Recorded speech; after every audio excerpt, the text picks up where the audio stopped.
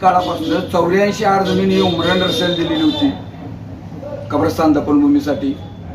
त्या 84 आर जमिनीचं सध्याचे विद्यमान माजी आमदार ज्यांनी पॅनल उभं केलेलं आहे काँग्रेसचं, यांनी ती 84 आरचं 42 आर झालं. आज माझा मुस्लिम समाज, अल्पसंख्याक समाज हा काही बोला नाही. कुणी दिली ते ज्या वेळेला याने प्लॉट केलं त्यावेळेला त्यावेळेला कोण सरपंच किंवा सत्तेत असताना त्या नेत्याला तिथं दर्गा हे माहीत नव्हतं काय? नादिर साहेबची दर्गा आज हायवेतनं काढली गेली. आज तुमची गाडी जाऊ नये म्हणून तुम्ही रस्ता सारताय, ती दर्गा जाऊ नये म्हणून तुम्ही का अडवला नाही? मुस्लिम समाजाचं उत्तर किंवा अल्पसंख्याक समाजाचं उत्तर 2 तारखेच्या निवडणुकीत देईल. काँग्रेस पक्ष का धुतल्या तांदळासारखा नाही, राष्ट्रवादी पक्ष हा काय धुतल्या तांदळासारखा नाही. यांनी फक्त आतापर्यंत मुस्लिम समाजाचा मतासाठी वापर केलेला आहे. जावायचं सांगलेलं. टीव्ही न्यूज मराठी आणि आरबीएन मराठी न्यूज यांच्याकडून ही मुलाखत घेत आहे. महाराष्ट्राचे उपमुख्यमंत्री आणि नगरविकास मंत्री श्री एकनाथ शिंदे यांचं ध्येय घेऊन जत नगर परिषद हे धनुष्यबाण चिन्हावरती नगर परिषद लढवत आहे. आज आपण आलो आहोत श्री सलीमभाई गवंडी, जे नगराध्यक्ष पदाचे प्रबळ दावेदार आणि अधिकृत उमेदवार आहेत, आणि त्यांच्यासोबत एकनाथ शिंदे यांचं ध्येय घेऊन त्यांचे 15 नगरसेवक पदासाठी निवडणूक लढवत आहेत. तर आपण जाणून घेऊयात सलीमभाईकडून की जतचा आराखडा कसा असेल. काही पार्श्वभूमी आपल्याला जाणून घ्यायची आहे, जे जतच्या जनतेमध्ये द्विधा अवस्था आहे तेही आपण सलीमभाईकडून जाणून घेऊयात. नमस्कार सलीमभाई. जय महाराष्ट्र. सलीमभाई, सर्वात प्रश्न हा असा आहे की जतच्या जनतेमध्ये एक असा संभ्रम आहे की सलीमभाई हे आधी बीजेपीचे कार्यकर्ते होते. बीजेपीचं कमळ सोडून तुम्ही धनुष्यबाण उचललात, याच्या पाठीमागे पार्श्वभूमी काय होती? मी कोणत्याही पक्षाचा सदस्य नाही किंवा कोणत्याही पक्षाचं मी काम करत नाही. माझी बांधकाम कामगार संघटना आहे. बांधकाम कामगार संघटना ही मी गेली 2014 पासून मी त्यामध्ये कार्यरत आहे. महाराष्ट्रामध्ये जो पक्ष सत्तेत आहे त्या पक्षाबरोबर मला जावं लागतंय, कारण माझ्या मागं 8 ते 10 हजार माझे बांधकाम कामगार आहेत. शासनाच्या ज्या काही योजना आहेत त्या योजना करून घेण्यासाठी वर सरकार कुठलं आहे, कुठलं शासन आहे, त्या शासनाबरोबर मला उठक बैठक करावी लागते. कारण सद्य परिस्थितीमध्ये शासनाच्या ज्या काही योजना आहेत त्या बांधकाम कामगारांना मला मिळवून देण्यासाठी महाराष्ट्रात सत्तेत कुठला पक्ष आहे त्या पक्षाबरोबर मी जातो. मध्ये उद्धव ठाकरे साहेब मुख्यमंत्री होते, त्यावेळेला जयंत पाटील पालकमंत्री होते, त्यावेळेला मी त्यांच्याबरोबर सुद्धा होतो. त्यांच्यासुद्धा तालुक्यातल्या नेत्यांना घेऊन मी बरीचशी कार्यक्रम इथं माझ्या किस्मत चौकामध्ये बांधकाम कामगारांची केलेली आहेत.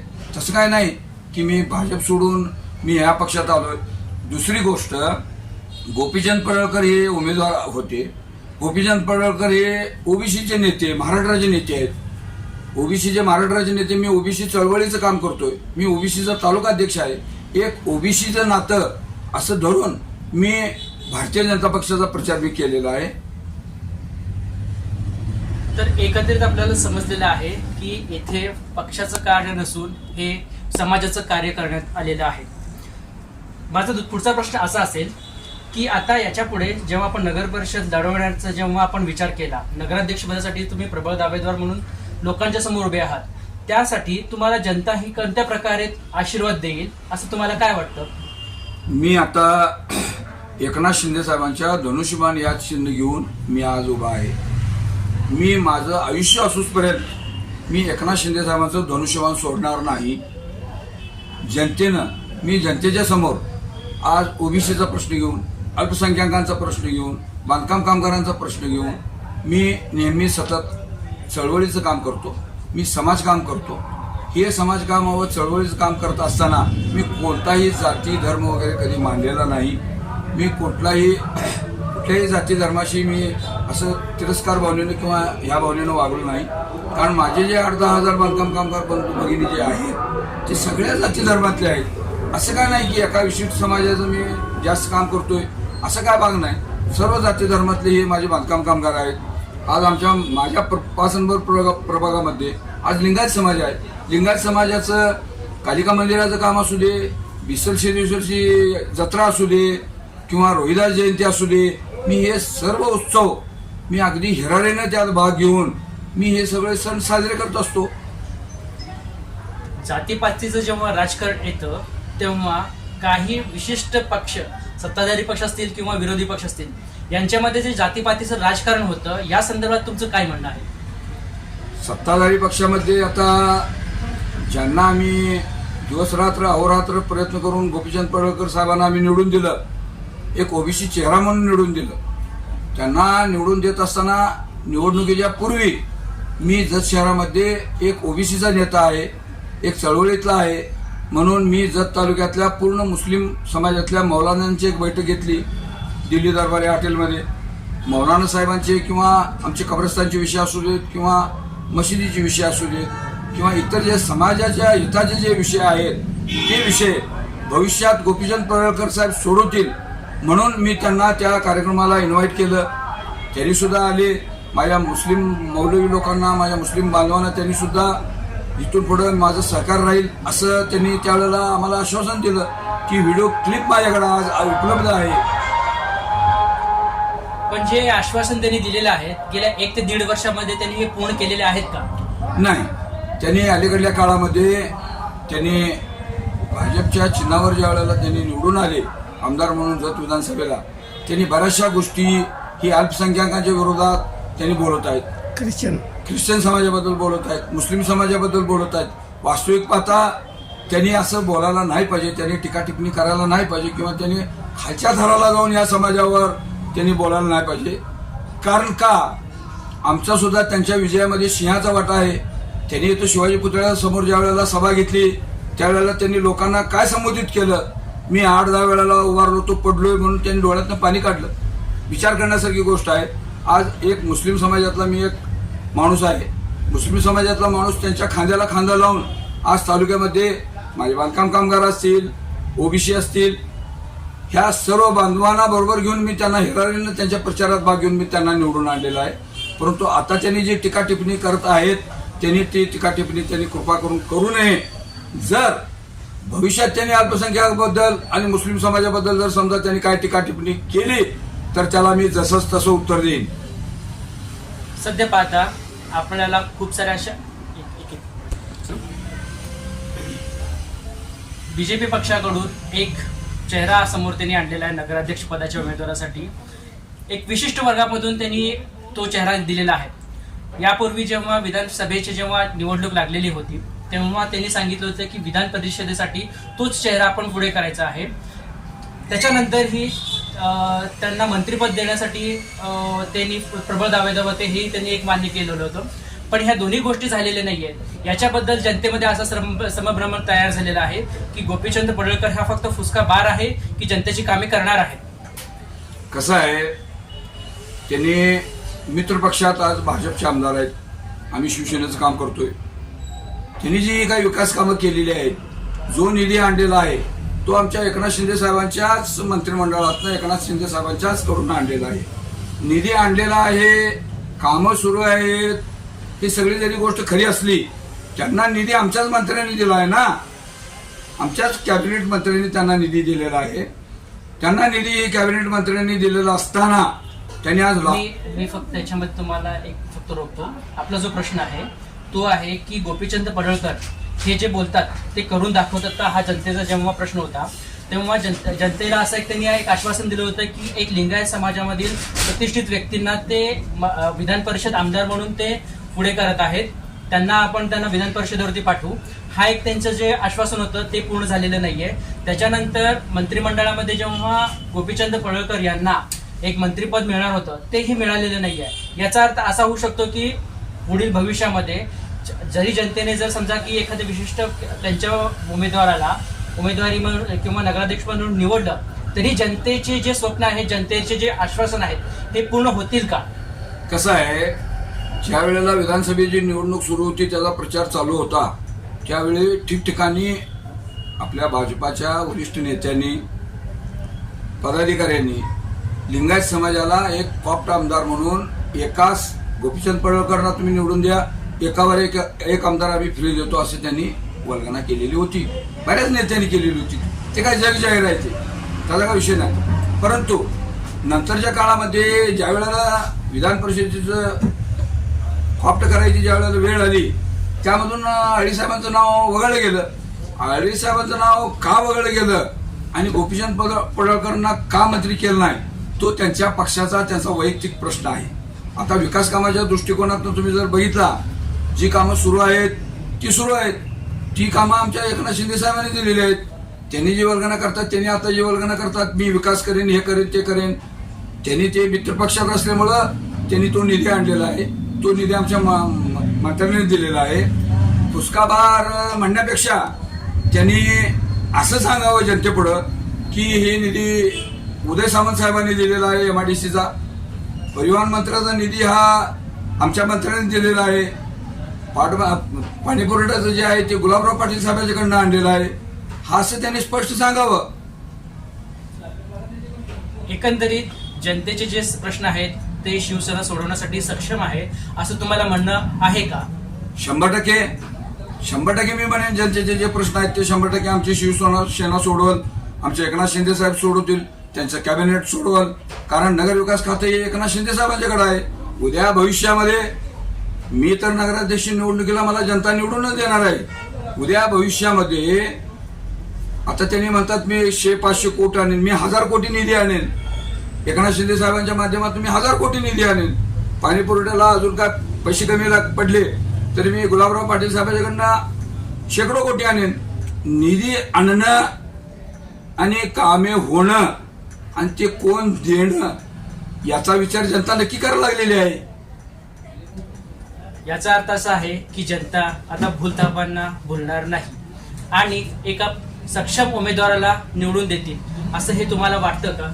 100% वाटतंय मला. मी आज धनुष्यबाण जरी घेऊन उभा असलो नगराध्यक्ष निवडणुकीसाठी, माझं पूर्ण पॅनेल 15 लोकांचं पॅनेल आहे. माझं पूर्ण पॅनेल 15 लोकांचं हे चांगले उमेदवार आहेत माझे. आता उदाहरणार्थ माझ्या प्रभाग क्रमांक 5 मधली माझी भगिनी अश्विनी माळी ही गेल्या वेळेला नगरसेविका होती. हिनं कोट्यावधी रुपयाचा याने विकास कामं केलेली आहेत. यांच्या प्रभागामध्ये म्हणा किंवा जत शहरामध्ये म्हणा जी विकास कामं झालेली आहेत ती भाजप, सेना आणि राष्ट्रवादीचं घड्याळ यांच्यामध्ये झालेली आहे. परंतु ही सगळी विकास कामं होत असताना आपण मी केलो हा शब्द मला थोडं रुचत नाही. त्यांनी म्हणायला पाहिजे की बाबा आमचं मित्रपक्ष आहे, त्यांनी आम्हाला निधी दिलेला आहे, त्यांच्याकडनं आम्ही निधी आणणार आहे. पुढे जो निधी आणणार आहे तो सुद्धा त्यांच्याकडनं आणणार आहे. ही जे काय बारक्या पोरासारखी जे काय भांडणं आहेत का नाही ती ही मी निधी आणलाय म्हणणं. निधी देणार आम्ही, जो लागेल तो निधी देणार आम्ही. मग शिंदे साहेबांच्याकडनं हे निधी आणले म्हणून म्हणायला त्यांना काय लाजबीज वाटते का काय? त्यांनी सांगावं कोण निधी दिलाय ती, कुठल्या पक्षाने निधी दिलाय. बरं, आज जनतेला माहित नाही का नगर विकास खातं कोणाकडे आहे, पाणी पुरवठा कोणाकडे आहे, उद्योग खातं कोणाकडे आहे, परिवहन खातं कोणाकडे आहे. या सर्व खात्यातून तुम्ही निधी आणताय आणि मी आणलो म्हणून सांगताय. ह्याचं उत्तर ह्यांना 2 तारखेला जतची जनता देईल. तर ही आहे आजच्या नगराध्यक्ष पदाच्या प्रबळ दावेदार उमेदवार श्री सलीमभाई गवंडी यांची मुलाखत. त्यांचं जे म्हणणं आहे की नगर विकास असू दे किंवा परिवहन, पाणी पुरवठा विभाग हे सगळे शिवसेनाकडे असताना जेव्हा सत्ताधारी पक्ष म्हणतो की निधी मी आणलाय, या प्रश्नाला त्यांनी म्हणलेले आहे की जे काही विकास काम केलेले आहे हे शिवसेनातर्फे झालेले आहेत आणि त्यासाठी याच्या पुढे जतचा पूर्ण विकास करण्यासाठी शिवसेना हे सक्षम आहे आणि खंबीर आहे. येत्या 2 तारखेला जनतेने कोणत्याही प्रकारचं संभ्रम न पाळता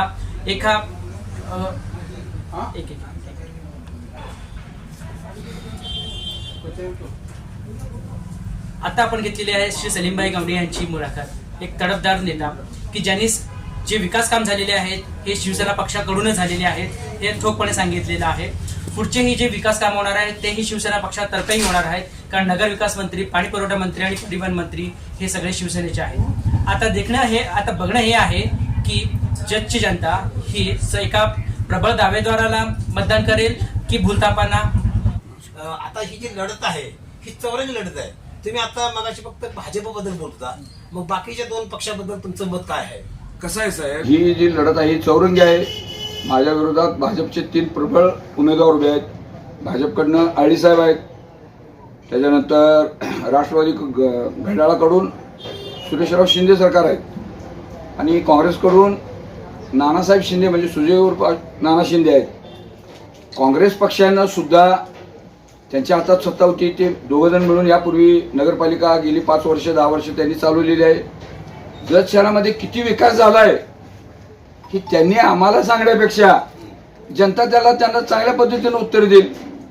कसं आहे, एखादी निवडणूक आपण लढवणार असलो त्याची पूर्वतयारी करायला लागते. आता कुस्ती खेळायची आहे आपल्याला, त्या पैलवानानं त्याचा सराव करायला पाहिजे की नाही. तुमची जी हुकुमशाही किंवा तुमची जी काय घराणीशाही म्हणा किंवा तुम्हाला जे काँग्रेसमध्ये म्हणजे म्हणल्यावर यांनीच, राष्ट्रवादी म्हणल्यावर यांनीच, असं त्यांनी न करता दुसरा एखादा सक्षम उमेदवार त्यांनी द्यायला पाहिजे होता, जेणेकरून राष्ट्रवादी काँग्रेसची सत्ता असताना नगरपालिकेचा जत शहराचा किती विकास झाला आहे हे जतला माहीत आहे. त्यामुळं त्यांच्यावर टीका टिप्पणी करण्यासारखं काय नाही. त्यांना 2 तारखेला आपली जनता उत्तर देईल ना. या 3 उमेदवारांना 2 तारखेला आपल्या मताच्या द्वारे ओबीसी घटक असेल, अल्पसंख्याक घटक असेल, बहुजन असतील व इतर सर्व माझे मतदार बंधू भगिनी असतील, 2 तारखेच्या मतदाना दिवशी त्यांना त्याचं उत्तर देईल. त्याचा रिझल्ट 3 तारखेला आहे. 3 तारखेला मतदार निकाल देतील. मी काम केलेलं आहे का, त्यांनी काम केलेलं आहे का, डॉक्टर साहेबांनी काम केलेलं आहे. ही लढाई जी आहे साहेब, ही लढाई धनशक्ती विरुद्ध जनशक्तीची आहे. मी जर समजा गोरगरिबांची कामं काय केलो असेल, आज बांधकाम कामगार असू देत, आज विधवा, परिपक्वता महिला, ओबीसी महिला, ओबीसी वर्ग, ही जी काय घटक आहे यांच्यासाठी जर समजा मी काय काम केलं असेल तर ती लोक मला मतदान करतील. आणि मी जर या लोकांची जर काही कामं केलो नसेल तर 100% माझा तिथं पराभव होईल. यांच्यातलं कोणतरी निवडून येईल. ह्याचं उत्तर तुम्हाला मी 3 तारखेला बैठ घेऊन देतो. बरं, निवडून आल्यानंतर तुमचं विकास कामाचं विजन काय? निवडून आल्यानंतर आज जत शहरामध्ये गेली 25 वर्ष एवढी कामं करण्यासारखा म्हणजे हे जत शहर आहे.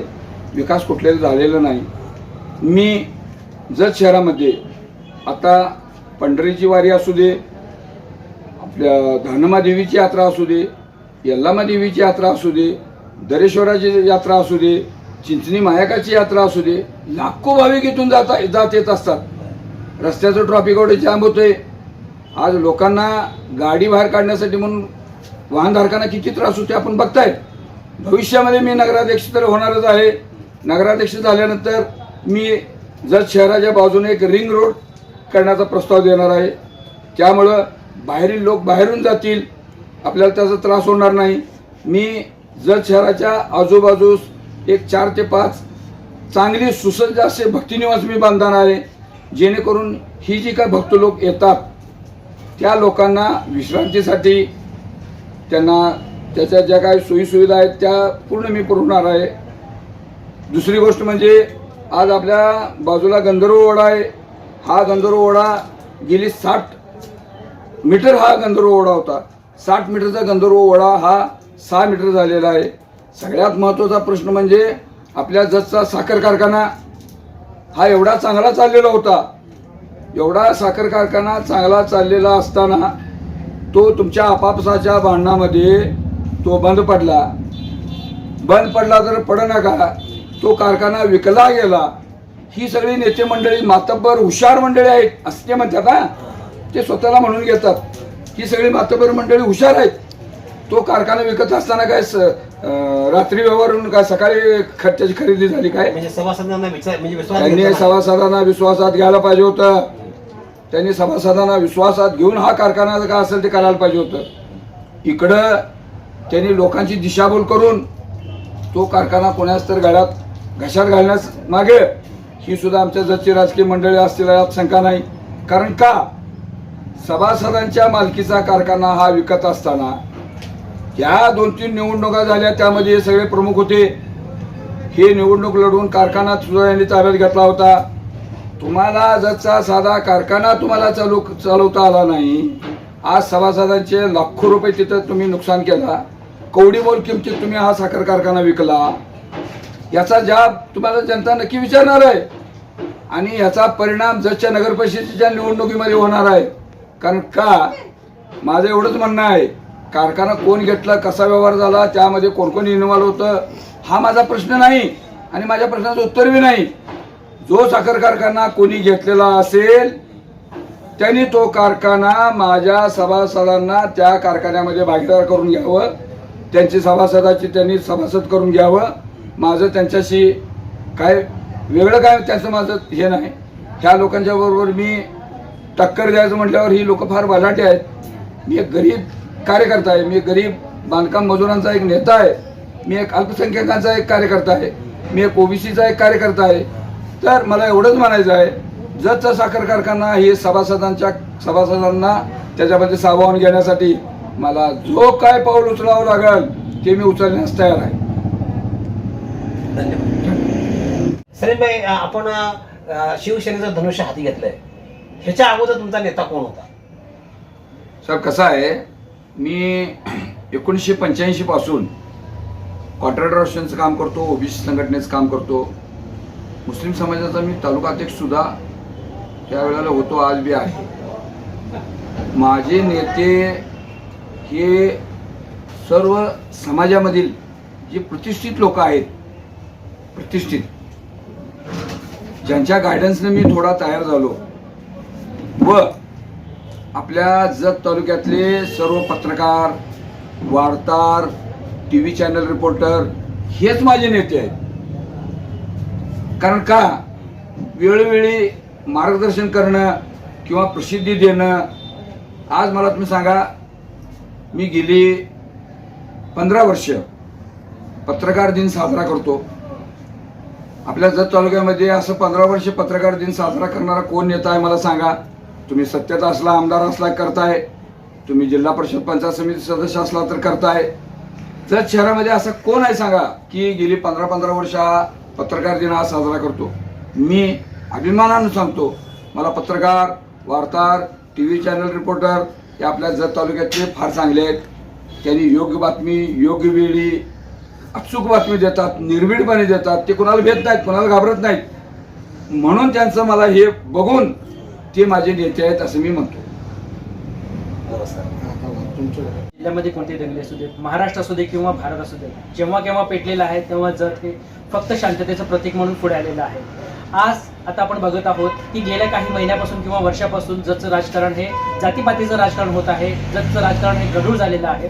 या संदर्भात मला हे विचारायचं होतं की जतच्या राजकारणामध्ये हे जे गढूळपणा आणलेलं आहे त्याच्यासाठी फक्त काही एक पक्ष जबाबदार आहे की सर्व पक्ष जबाबदार आहे?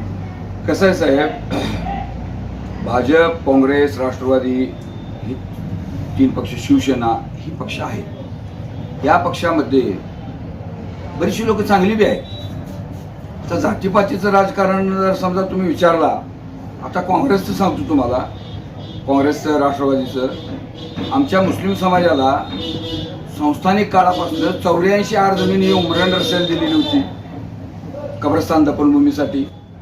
त्या 84 आर जमिनीचं सध्याचे विद्यमान माझे आमदार ज्यांनी पॅनल उभं केलेलं आहे काँग्रेसचं, यांनी ते 84 आरचं 42 आर झालं.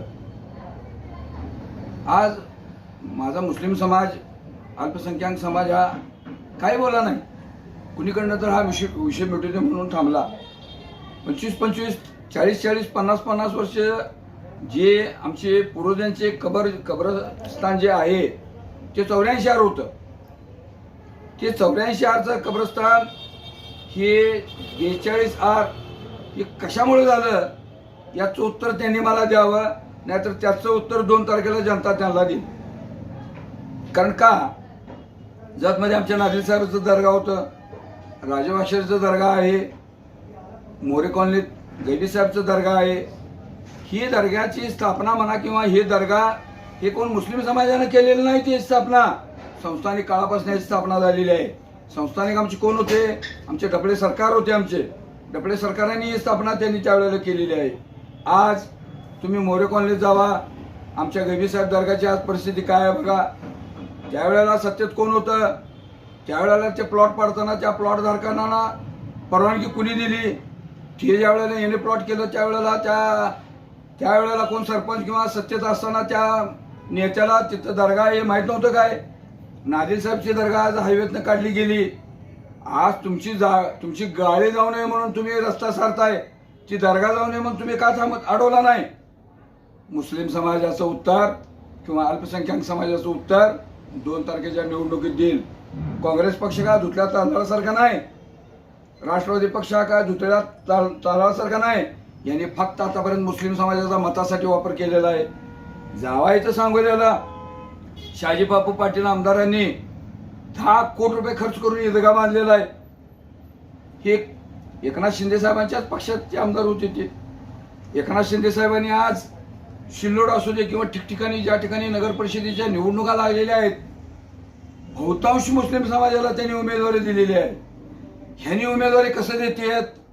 काँग्रेस आणि राष्ट्रवादी यांचं एक ठरलेलं असतंय गणित, ज्याला गणित म्हणतो त्याला ठरलेलं असतंय. तू बी मुस्लिम समाजाच्या उमेदवाराला उमेदवारी द्यायची, मी बी मुस्लिम समाजाच्या उमेदवाराला उमेदवारी देतो. तिसऱ्याला एकट्याला अपक्ष उभं करते त्यांनी, ह्यांच्या ह्याच्यात मताची विभागणी करतात आणि तिसरा माणूस निवडून येतोय. मग हे जरच्या जनतेला कळत नाही का? हे जरच्या आमच्या मुस्लिम समाजाला कळत नाही का? नक्की त्यांना कळालेलं आहे. मी सुद्धा ज्या वेळेला धनुष्यबाणच्या चिन्हावर उभारलो त्यावेळेला ही नेते मंडळी, ही भाजपनं उभं केलंय, ही यांनी उभं केलंय, ही त्यांनी उभं केलंय हे म्हणत होती. परंतु मी जाहीर सभेत गोपीचंद पडळकरला आव्हान दिलंय. मी तोंड पुढे मुस्लिम समाजावर अल्पसंख्याकावर जर एक शब्द जरी बोलला त्याला जसाच तसं मी उत्तर देईन. कारण मी आज धनुष्य बाण हातात घेतलेला आहे. मला कुणाला घ्यायची गरज नाही.